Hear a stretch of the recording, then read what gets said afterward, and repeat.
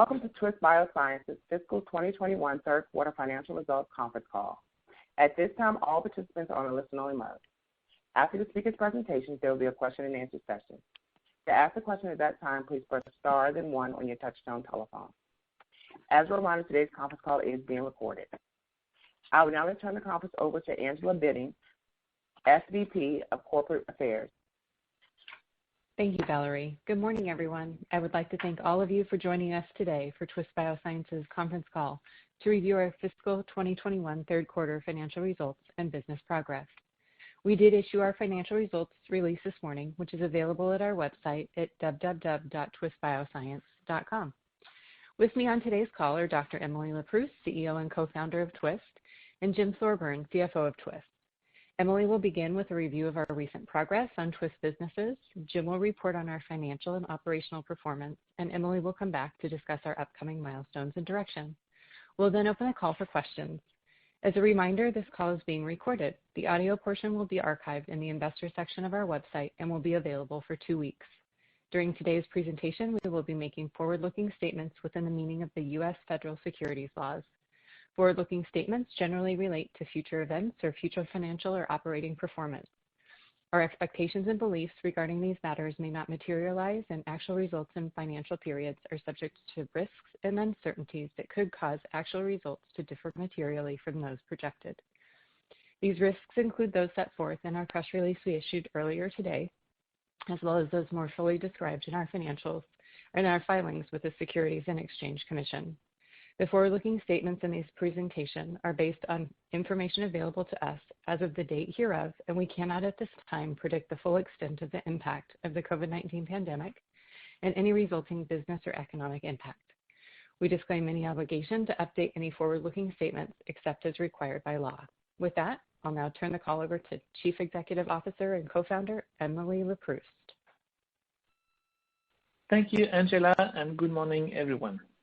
We continued our positive momentum into the third quarter of fiscal 2021, reporting increased revenue across our businesses and solid orders moving into our final quarter of the year. We remain focused on expanding our customer base and driving increased revenue day by day across these businesses while advancing our DNA data storage commercialization plans. We reported record revenue of $35 million for the quarter, an increase of 65% year over year. For the second quarter in a row, we have no single customer accounting for a significant percentage of our revenue. This again indicates broad and diversified strength across our businesses. And we reported $39.1 million in orders.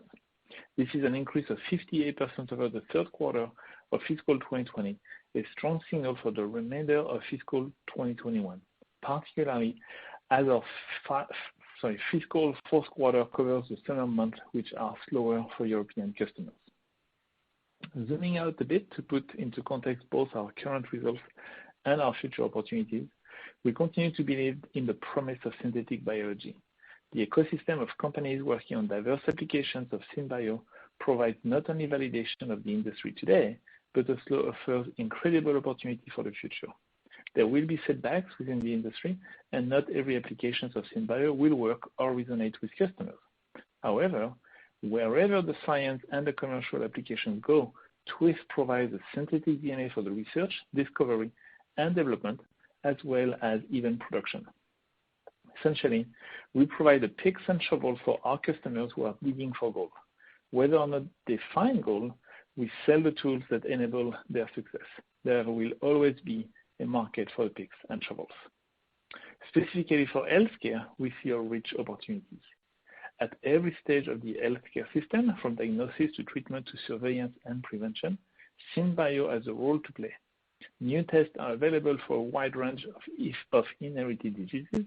We can use gene drives to eliminate mosquito-borne illnesses like malaria and dengue, and gene editing can be used to treat specific diseases. Comprehensively, we can use synthetic DNA to read a particular cancer mutation and then write DNA to deliver a personalized treatment.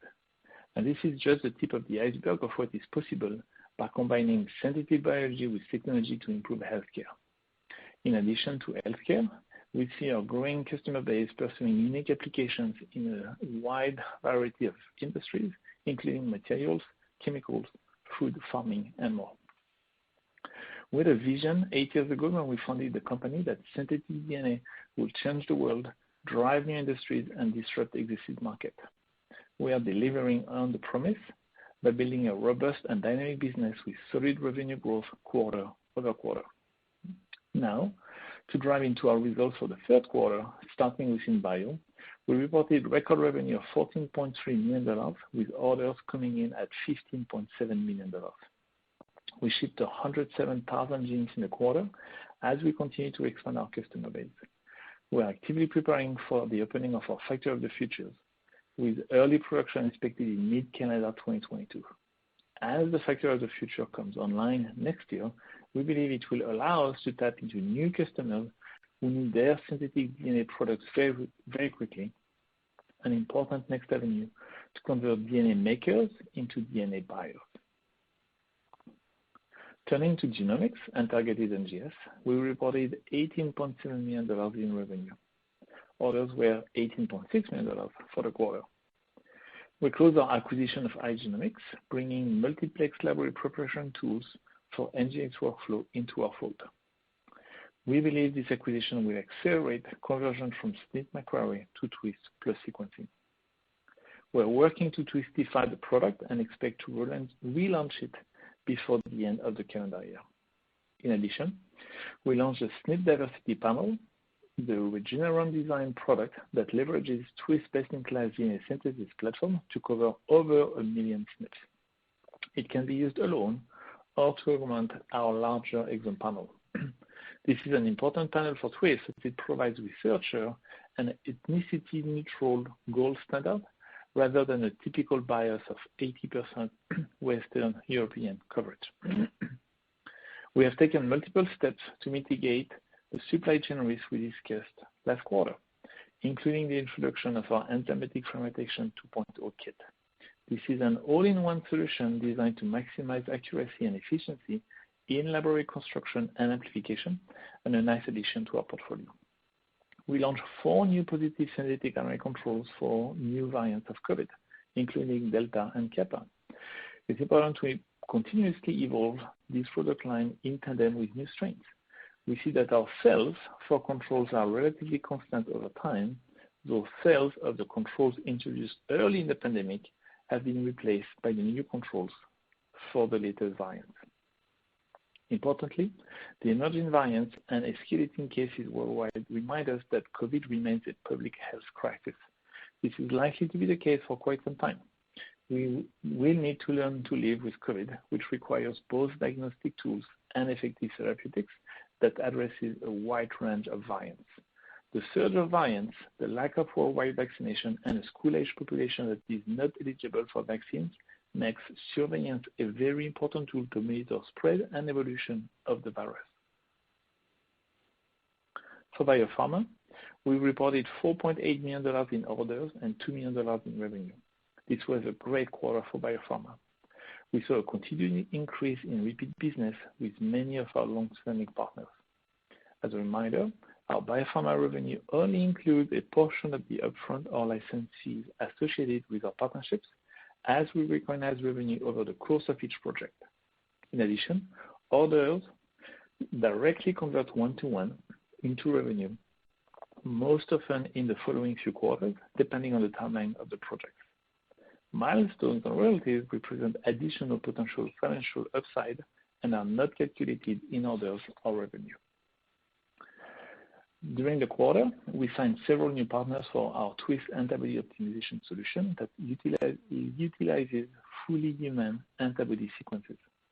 These collaborations showcase our capabilities to improve the qualities of a particular molecule. As we expand our data package with additional examples of our successful partners, we see an increased interest in this particular platform for both humanization and affinity maturation. We do not typically get milestones or royalties for these collaborations, and yet we believe they are critically important as an entry to larger partnerships with key pharma and biotech companies. I'm very glad to report that we now have 31 partners and 43 active programs 26 of which have milestones and or royalties associated with them. In addition, 19 programs are complete and now in the hands of our partners. In addition to the partner programs, we continue to advance our internal compounds, generating additional preclinical data. Concurrently, we continue to pursue many avenues to expedite the path for our Twist antibodies to reach the clinic. Moving to data storage, we continue to make solid progress as we drive towards commercialization, working with a proof of principle chip at 1 micron pitch. We are building an integrated chip that includes both the CMOS and MEMS components needed to commercialize the product for data storage. Once the integrated chip is working, our next step is to create an integrated alpha silicon chip, miniaturizing the feature size even further. We expect that once the alpha chip writes DNA consistently, this chip will support our first early access commercial offering. The target customers will be those who preserve cultural heritage as well as media and entertainment organizations. The DNA Data Storage Alliance is now 34 members strong. There is an active website, and the group released its first white paper on the state of DNA data storage in June. They meet monthly and are making great progress in educating the larger storage community on the benefits of DNA as a storage medium. At this time, I'd like to turn the call over to Jim to review our financial results for the quarter. All right. Thank you, Emily. As Emily noted, our results continue to demonstrate the advances we are making in executing our business strategy and investing in our platform. Revenue for the third quarter was $35 million, a new record for Twist, and up sequentially 12%, and year over year 65%. Orders were $39.1 million for the quarter, a sequential decline of 6%, and year over year increase of 58%. Gross margin for the third quarter was 40%. We shipped to approximately 1,800 customers in the quarter and approximately 2,600 customers year to date. And we ended the quarter with cash and short-term investments of approximately $519 million. Now I will provide more details on orders for our third quarter. NGS orders for the third quarter were $18.6 million, and that's comparable to the second fiscal quarter and 113% higher year on year.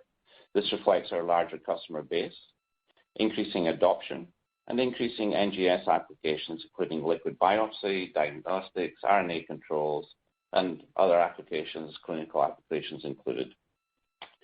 During the quarter, we received orders from approximately 700 NGS customers, and the top 10 accounts placed orders of approximately $7 million as compared to approximately $8 million for the top 10 in the previous quarter, and highlighting the continued diversification of our customer footprint in quarter three. Our pipeline for larger opportunities continues to scale, and we're now tracking 182 accounts, up from 170 we noted in our last earnings call, and 79 have adopted Twist, which is an increase from 65 last quarter. Now turning to SynBio. Our SynBio orders, which includes Ginkgo, genes, DNA preps, IgG libraries, and oligo pools, were $15.7 million in the third quarter, up from $14.9 million in June 2020, and down sequentially, primarily due to decline in industrial biotech orders. Now to biopharma. Biopharma orders in quarter three were a record $4.8 million, as we continue to build our pipeline of customers, projects, and opportunities.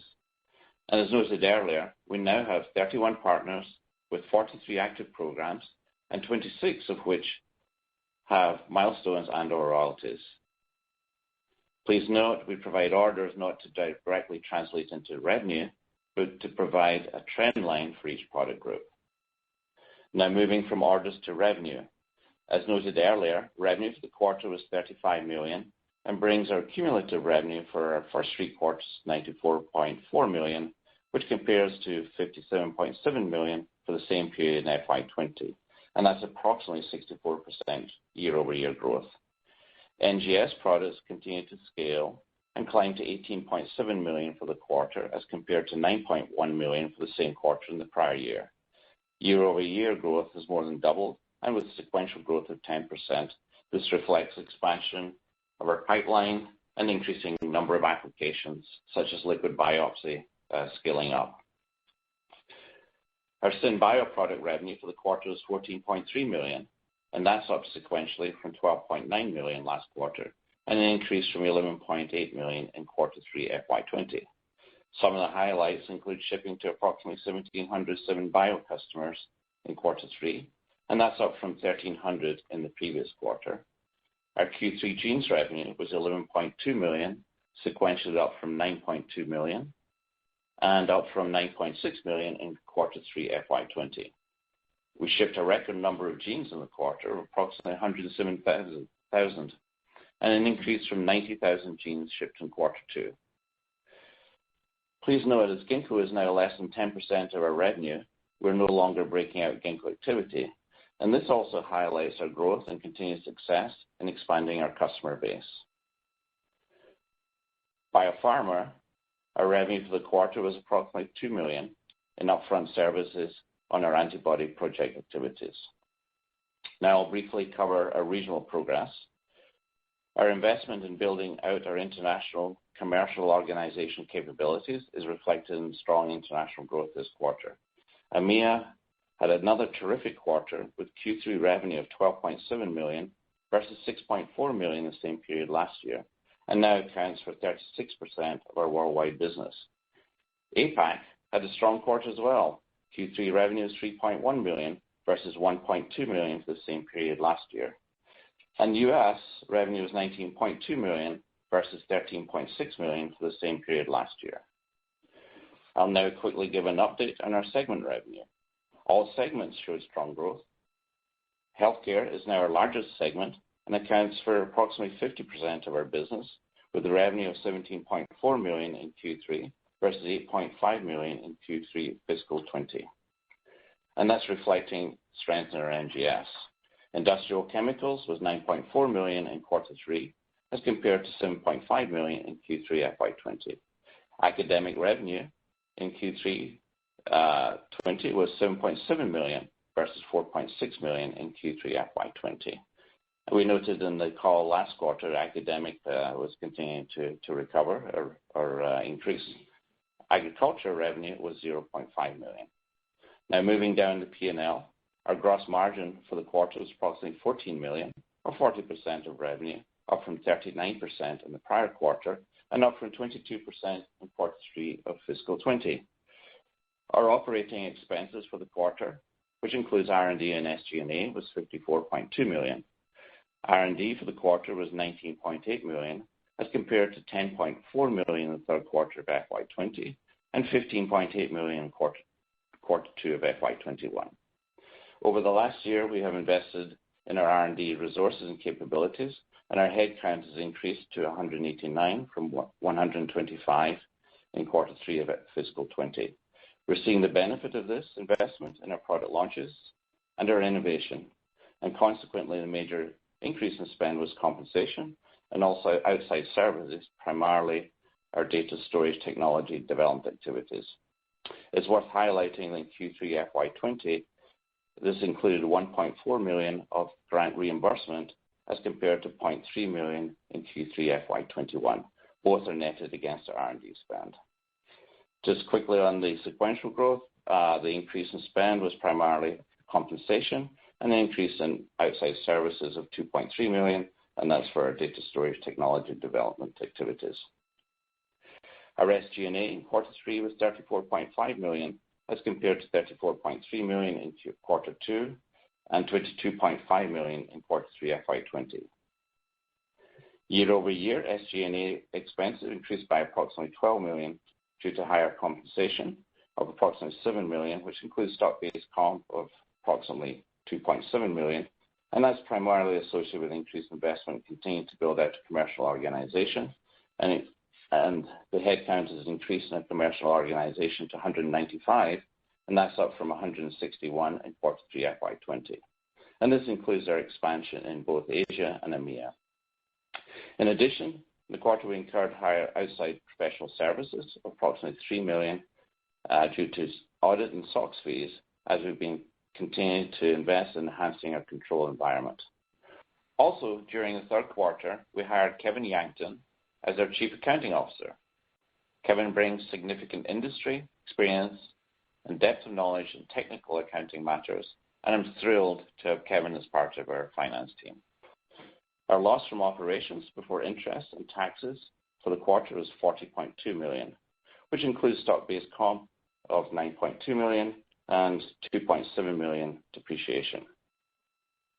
CapEx in the quarter is approximately $7 million, which brings total year-to-date CapEx to approximately $19 million.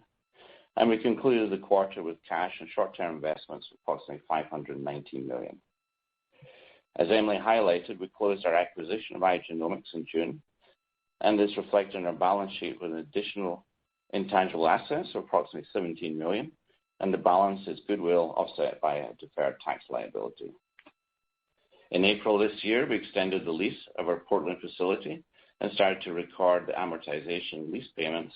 Total amount in the quarter was $0.7 million, and future quarterly expenses will be approximately $1 million for lease payments. I'll provide an update to our financial guidance for fiscal 2021.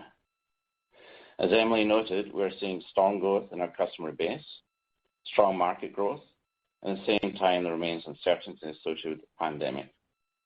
And we're also approaching a time of year where we have seasonality in Europe.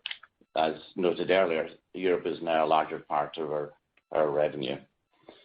However, we're increasing our revenue guidance for the year and now expect revenue in the range of 129 to 132. This is up from our prior guidance of 121 to 129, and we're estimating quarter four revenue within the range of 35 to 37.5 million. SynBio is estimated to be in the range of 54 to 56 million, and this comprehends Ginkgo revenue. NGS revenue is estimated to be in the range of 69 to 70 million, and biopharma revenue is estimated to be approximately 6 million.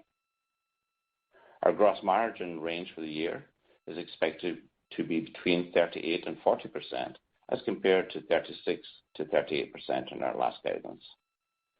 Operating expenses, which includes R&D and SG&A, are expected to be approximately $200 million for the year, as compared to $192 million in our prior guidance, and this reflects higher stock-based comp charges, rental expenses for the Factory of the Future, and investment in R&D and sales and marketing organizations to support growth in FY22 and beyond.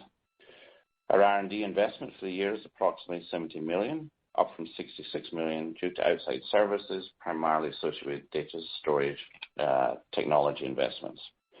Our net loss guidance for the year is expected to be approximately $150 million, as compared to $144 to $150 million in a previous guidance. Stock-based comp is expected to be approximately $37 million, and depreciation is expected to be $10 million.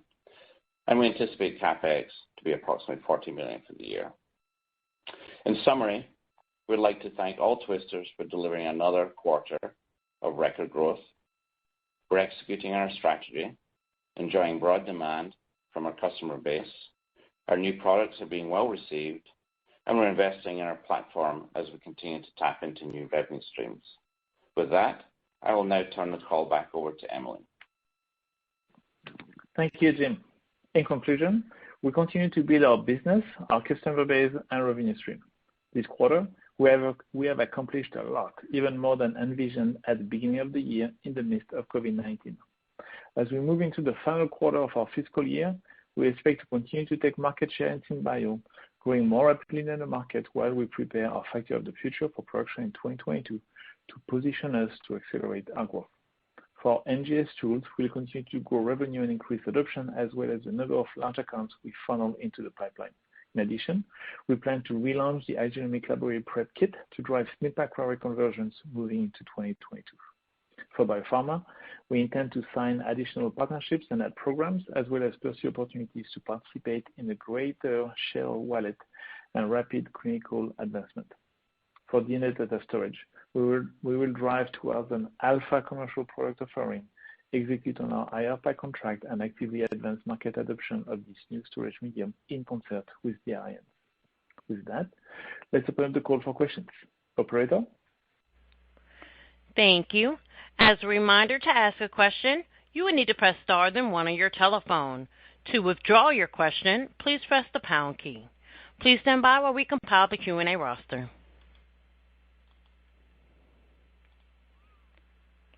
Our first question comes from the line of Doug Schenkel with Cowen. Your line is now open. Good morning, everybody, and thank you for taking my question.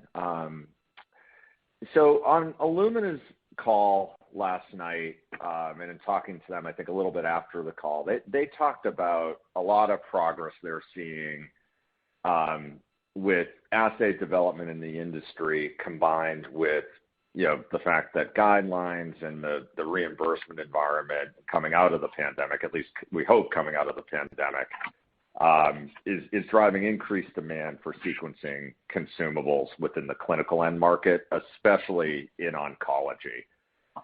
Based on your results in the quarter and what you talked about in terms of backlog, it sure sounds like you're seeing the same thing in your business. I just want to make sure that's the case, and if so, as we think about, the implied fiscal Q4 guide, would you say the bias, especially when it comes to this part of the clinical business, is to the upside? And then by extension, how should we be thinking about momentum as we start to look ahead to fiscal 22? Thanks, Doug. Maybe I'll start and Jim can continue. So as a reminder, first of all, I totally agree with what you say. We see something similar, but as a reminder, there is kind of two stages when we work with customers in the clinical space. The first stage is in the development of the assay, and so in that stage, customers want many different panels to try different content, and that's where, frankly, we shine because we can make panels very quickly and very cost effectively. And then once the customer has finalized the content that we need, then we go into a more of a scale up where the revenues can ramp. And so depending on where they are in their assay development and validation, some customers are still early in the trying different content, and then some customers are more already in that more scaled up version, and we are seeing strength in both areas. Jim, is there anything else you'd like to add? Yeah. So Doug, it's definitely an area we're seeing strength in. If you look at the backlog of the large NGS customers we're tracking, or the pipeline, we're now tracking 182. So just look back in perspective. That's twice the number we're tracking approximately this time last year. Number of adopted means Twist has been signed into their assay. That's now increased to 79. As opposed to about 50 this time last year. So we're seeing momentum in the pipeline. Overall, we had another strong bookings quarter. The number of larger accounts is increasing. So that all the signs are we're going to have we've got strong momentum building up in this area. If you look at our guidance for the year for NGS, we've upped our guidance again. And we continue to have a very strong showing, and we expect to continue to deliver strong growth in the NGS space.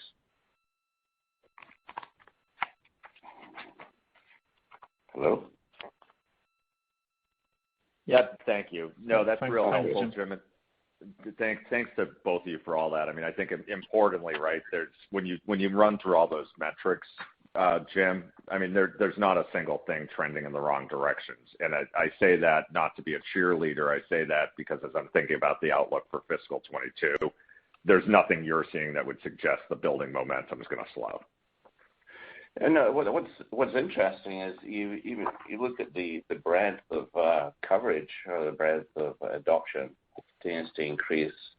I mean, it has been lumpy as we've scaled. For the last 2 quarters, I mean, the top 10 have accounted for roughly about, say, 40% of our orders. And that's a really good sign. That shows that number of customers increasing, the volumes they're placing is also increasing. Okay, that's great. And then if I could ask, or actually just really talk a little bit more about something else on the biopharma side, and specifically on cell lines and antibodies. Libraries of libraries is a great capability, but there does seem to be a movement towards increasingly sophisticated cell engineering efforts for antibody development and targeting. Is there any change in how you feel about your positioning in this context? If so, how does that impact existing and future partnership development efforts? And of course, embedded in this question, is really just a question about, how you're thinking about your efforts to increasingly advance internal sophistication in this context. It'd be great to hear about your thoughts on the competitive environment and your efforts. Well, thank you, Doug. Again, I definitely agree with your assessment of the market. The great thing around cell engineering is that you need a lot of DNA, and you also need DNA, custom DNA in production. If you go to a mode where every patient gets a different engineered cell, then there is payload that needs to be made for each patient. And so what that means is that typically in SynBio, we only participate in the research and development. And typically we don't participate in the production because once you have the one genetic material, you can just propagate it by amplification. Whereas in cell engineering, again, if every patient gets their own payload, then we can participate in the production mode. And so at that point, we have the chance to not only do the R&D, but also be in production. So definitely that is an opportunity for us, especially since we have a great custom genetic material payload production system. So I think that's the first thing. The second thing I'll say is around the fact that our biopharma team is kind of like the bleeding edge of science, and we sell to our customers on the scientific prowess that we have. And what that means is that as our biopharma team gets dragged into cell engineering, there's a very great virtuous circle because the biopharma team creates a tool that solves the customer problem, and then that tool gets, I would say, productized and scaled up, and then becomes a tool that the SynBio team sells. And so, for instance, we've seen that with IgG, high throughput IgG production. That was initially a capability that our biopharma team develops on their own because they needed it. And then when we saw it could be applicable to many other customers, we productized it, scaled it up, moved it into regular SynBio production, and now Twist Biopharma is a customer of that tool, even though they were the original developer of it, but they became one customer, and we can sell that product to many other customers. And I think something similar could happen with cell engineering, where as our biopharma team gets involved in that business, tools are going to get developed, and one of the great things we do at Twist is really scale up, industrialize those tools. So I think we have those two good things going for us. One is we have a great platform, and two is we have with biopharma almost a applied science team that is a great developer of future tools that will drive future growth. Okay, thanks again. Have a great weekend. Thank you. Thank you. Our next question comes from the line of Matt Sykes with Goldman Sachs.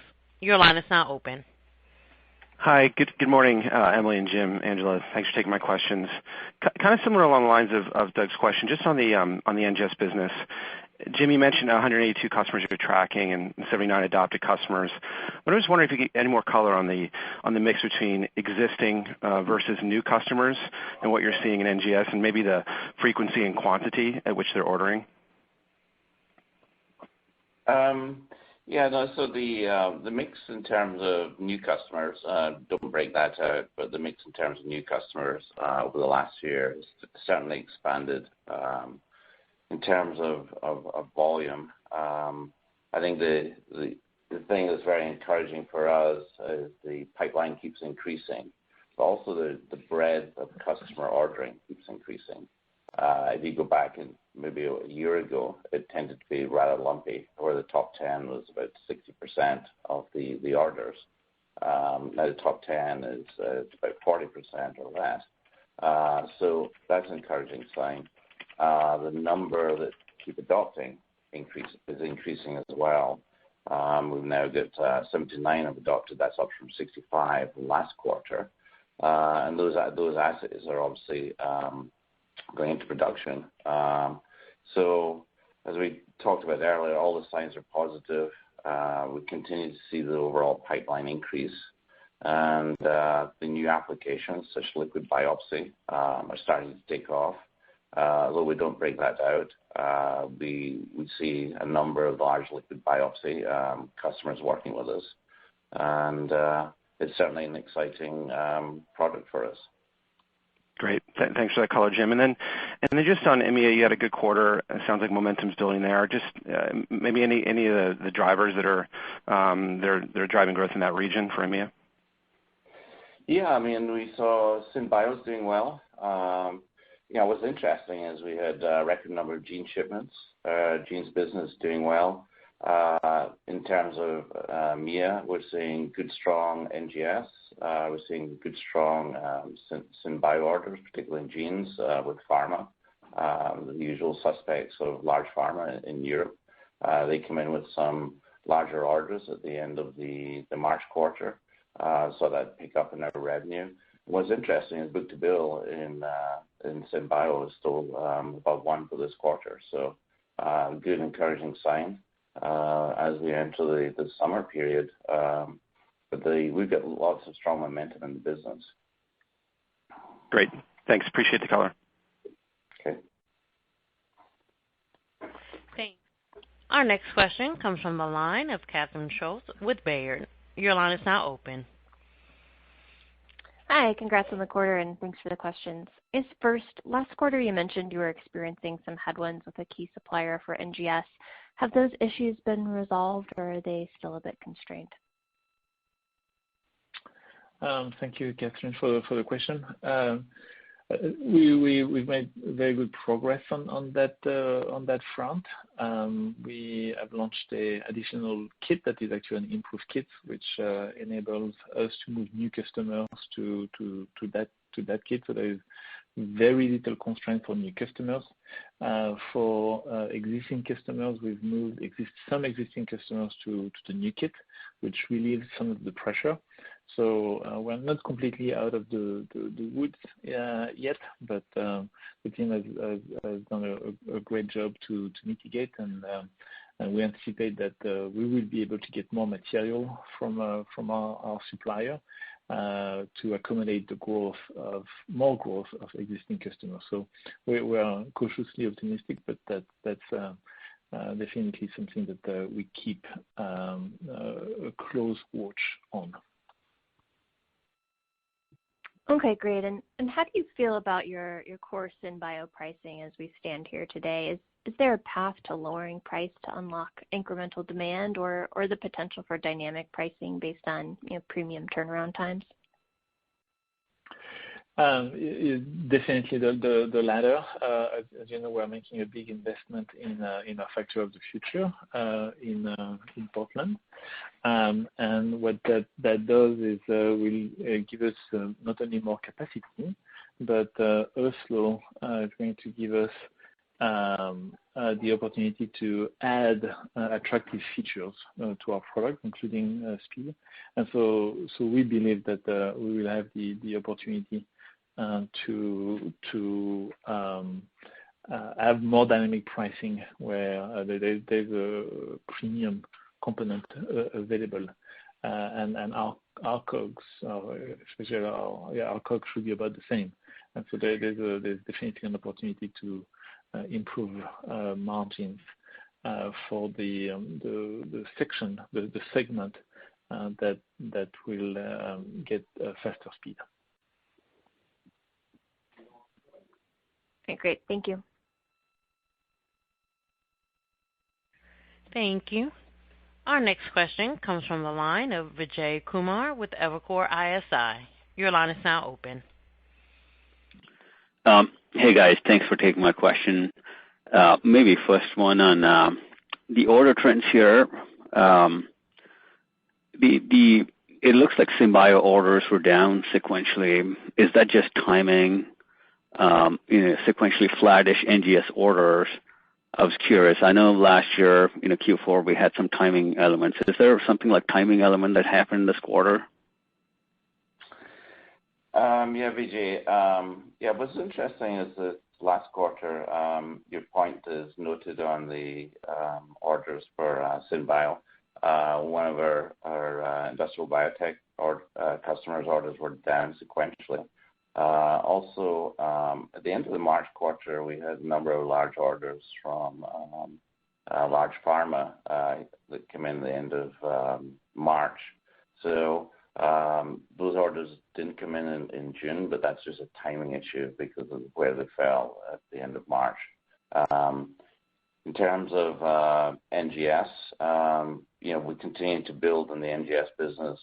We upped our revenue forecast, so we feel good about both SynBio and NGS. And although the orders are worth talking about, the highest, I would highlight that last quarter was the highest gene shipment ever, 107,000 genes. We've got a lot of momentum in genes. Number of SynBio customers expanding. Gene customers increased by about roughly 200. We shipped to almost 1,200 gene customers this last quarter. So we're seeing good demand from our SynBio customers, and it was a little bit lumpy from the March to the June quarter. Understood. Then Jim, maybe one related on the updated guidance here. So the Q4 revenues, the headline, the optics look like it's 10% growth year on year. Now I know last year you had the pull forward of NGS customer. I think adjusting for that, I'm getting to perhaps maybe mid-30s growth for Q4. Given we've been tracking at north of 60% growth year to date. Any reason why, on an underlying basis, except one-off orders, growth should slow down here in Q4? The only comment I would make is we got a lot of momentum. Europe is now a larger part of our business, so we've got to take that into account. We're also got the impact of the pandemic.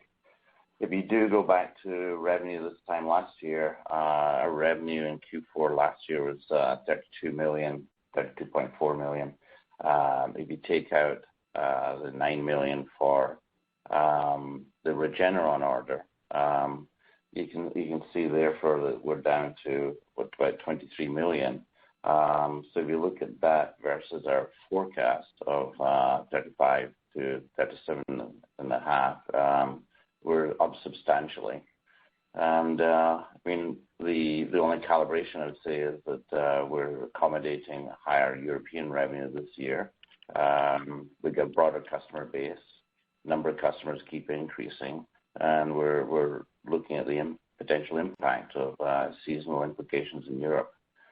So I think it's just a matter of working through the summer period and the impact of the Delta variant right now. Just to clarify, Jim, the Regeneron, was that a 6 or 9? I thought for some reason I had a 6 as being above plan. It came in ahead. Yeah, so the overall Regeneron was $9 million in the quarter. I was just clarifying how much was Regeneron last year.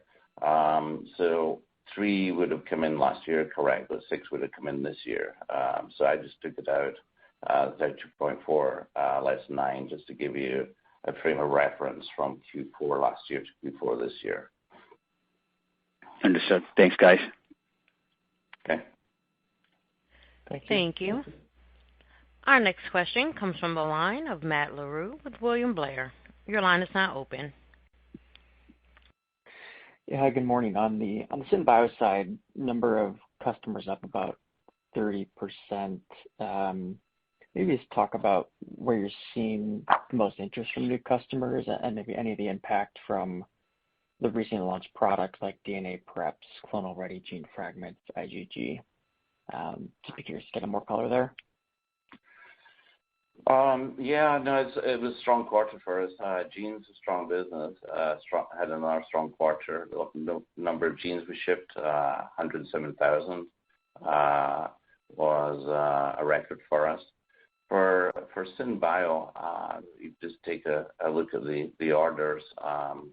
Industrial chemicals was down sequentially, and that was driven by one large customer. But overall, industrial chemicals is still a very strong business for us. Healthcare was strong in the quarter. We saw a pickup in academic, and although pharma was down sequentially, that was due to a number of customers that had large orders at the end of the March quarter. We had strong pharma quarter for SynBio.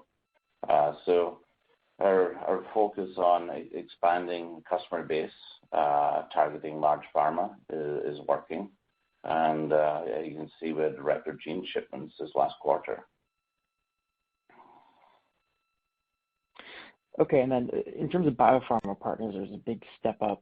I think you said the number's 31 here, and it seems like maybe you're seeing an inflection point. So just curious if there's anything to call out in terms of some sort of network effect or the way the product's being received in the market. Yeah, I think thanks for noticing it. A couple things. Number one, as we get more and more paid projects that get completion, we have more data that we can share in an anonymized manner, and so basically we have more proof points, and that definitely helps to get new business. Another point is we have built a little bit the commercial team, and so now we have boots on the ground in each region of US, EMEA, and APAC. So more people with great data. Okay, and then speaking of data, the repeat business. Sorry. I apologize. I might have cut you off there. Yeah, so we're seeing repeat business, and so in a way you get that's the flywheel effect of the repeat business is almost for free, and so you can compound that repeat business with new customer, and so that is the results of and that's what we see. Okay, great. And then, sorry, the last one was asking in terms of the white paper that was up in June in terms of DNA data storage. Just curious if there's anybody's feedback or reaction they've gotten from customers or potential customers or potential partners. Yeah, so I think there's on the potential partners, the number of people, of groups, companies in the alliance keeps growing. Actually, I'm losing track, but that means there's more and more partners available. So that's one aspect of it. We don't necessarily need partners. We should be able to be self-sufficient, but to the extent that partners accelerate, we are definitely keeping our options open. And then with the number of partners and growing, and with the white paper as a first step, there is, I think, the outcome that we're looking for is working, which is there is more and more realization in the minds of our customers that DNA data storage is real, DNA data storage is coming, and so there's growing mind share that DNA data storage is something to be on the lookout for. So I think our strategy of being a leader in getting that alliance started is working. I expect acceleration. We're still early in the game, but I think things are definitely going into the right direction. Thanks, Emily. Thank you. Our last question comes from the line of Tycho Peterson with J.P. Morgan. Your line is now open. Hey, thanks. Want to start with maybe a higher level question just around the competitive environment. There's a wave of companies better than us around. Some are leveraging semiconductors, some are leveraging informatics. Some have a decentralized benchtop approach. So as you kind of look across the landscape, can you maybe just talk about how you think about competitive dynamics, how you think about pricing going forward, to what degree maybe you're evaluating some of these technologies? That might be helpful. And customer stickiness as well, I think, is a question we tend to get a lot too. Yeah, no, thank you, Tycho, for the question. I think we are in a technology company in a high tech field, and so I think we have a healthy dose of paranoia ourselves, looking over our shoulder to make sure that we don't miss anything. So from that point of view, we are definitely a student of the market, and we look very carefully. As you pointed out, there's different ways to slice and dice. One way is centralized versus decentralized, and there's a company that's selling now with Codec a decentralized offer. Frankly, we never see them in the market, so I think there's plenty of fish in the water. There's plenty of needs. And I'm sure there's a need for a decentralized approach, but we don't see it at all impacting our customer base. Our customer base are interested in the high throughput, in the dynamic throughput, and then in the low cost. Another aspect is the enzymatic synthesis, and I think we've said in the past that our technology is compatible with enzymatic synthesis if and when it's better. I think all of those methods they'll never be cheaper, and so I think we'll always have the cost advantage, and so we are students to the market, but at this point we don't see a competitive pressure, and frankly, we are focused on executing what we are doing. I think it's ours to lose. We have our futures in our hand, and our investment in the Factory of the Future is a key one for us to fuel the growth and move us to the next stage. Okay, that's helpful. And then thinking a little bit on the near term, we get a number of investor questions around just the COVID opportunity. I know you're launching the RNA reference controls. Are you able to just kind of think about how you're sizing that opportunity in the near term?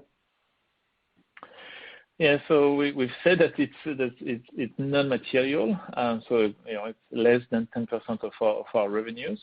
But it's great revenue. We love it, and it's amazing margin. And we keep launching RNA controls. One, because it's useful to the scientists and the health care system that do testing. But what we've seen is frankly the revenues of our early controls have by and large disappeared, but the revenues from the new control have kept the momentum, and so it's a pretty stable revenue stream for us. Again, not material, but I'm very glad that we have it both for the contribution we provide and the revenues it brings. We have other opportunities, as you know, through our antibodies. We we contribute to the development of antibodies. And I think as COVID is going to be with us for a long time, I think there is opportunity in the therapy area, where there will always be people that are not vaccinated and that need therapies, and then there'll always be antibodies that are needed for testing. So we keep pushing on the diagnostic and therapy axes as well, as we think we have opportunity to out-license some of the antibodies that we have found. Okay, that's helpful. Lastly, maybe two quick ones, unrelated, but I'll put them together in the interest of time. The iGenomics deal, can you just talk a little bit about what that brings to the NGS workflow for you guys? And then separately on the Factory of the Future, I'm wondering to what degree you can start to kind of pre-sell some of that capacity ahead of that coming online. Thanks. Thanks. So on iGenomics, as you know, we've put a target that we want to convert the SNP microarray market into sequencing. We think we have a unique solution there. There are proof points that it is possible. Regeneron would not have moved if it was not cheaper to use NGS at the same time. So the proof point is there that it is cheaper. At the same time, we recognize that there is some barriers to switching. One is the content. Which content do I use? Because with Twist, it can be any SNPs you want, which can be a bit daunting. And so in that area, we have licensed out the Regeneron content, which is available for sale. And then the second friction to switching is around automation and being able to process thousands of samples a day. As you know, the ligation-based process of doing shearing and repair and polyethyl and ligation, and it's a very heavy process to automate. With the iGenomics process, we have a PCR workflow, and so that makes the automation, I don't want to say trivial, but a lot easier. And so what iGenomics brings us is a very easy to automate workflow that's based on PCR that will help us in that SNP to microarray conversion.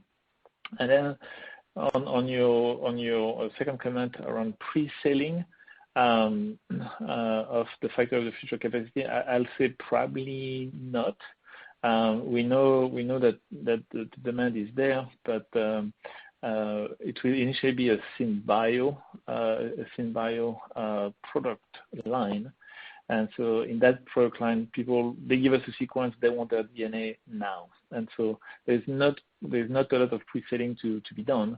But at the same time, it's not a let's build it and they will come. We are pretty certain that there is a demand for it. So we're not too concerned about demand generation once the capacity is there. Okay, thank you. That's helpful. Thank you. Thank you. There are no further questions at this time. I would now turn the call back to Dr. Emily Leproust for closing remarks. Thank you very much, and thank you for joining us today. We are, as you know, at Twist, we are bridging the promise of synthetic biology and genomics with the reality of building an exciting business. We maintain our momentum moving into the remainder of the year. We have the team in place to foster innovation, and we hold ourselves accountable to execute aggressively. We look forward to sharing our progress with you in the months ahead. And with that, this concludes today's call. Thank you very much. Ladies and gentlemen, this concludes today's conference call. Thank you for your participation. You may now disconnect.